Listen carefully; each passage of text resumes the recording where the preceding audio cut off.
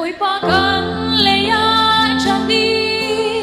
nâng lệ cây lùng hoa đèn cắm cơ chi chuột dây hẹn căn chi lại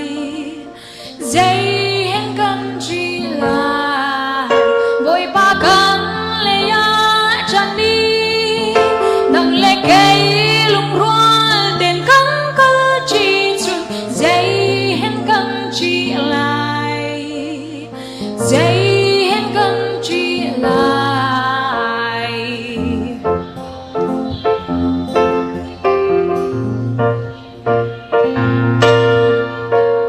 vốn lấy na xem thân nâng na ran băng mò hơi sắt ngọc toài mê đi ngã na roan ta choang mò chăn cần ngay cần ni chu vô lấy à mê bằng chế vi chi tê bằng al đinh cần si bị theo ta à chun chu bia si bị tăng ta à chun đi choang si man se na giang đen shim la hồi chợt bị căng ngay ở châu ngân liền đi dễ dùng việc đi tọa khâu tu bồi ba căn lấy ya chân đi nâng lấy cây lục hoa tiền cắm cơ chi chuột dây hẹn căn chi lại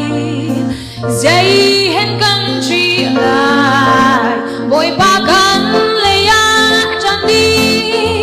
nâng lấy cây lục hoa tiền cắm cơ chi chuột dây hẹn căn chi lại dây hẹn căn chi lại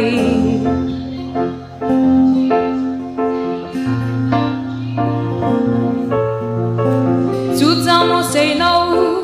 nơ rục say bay cần khoan lâm bề in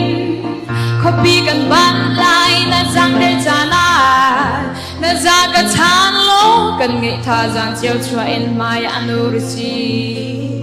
bồi ba cần lấy ya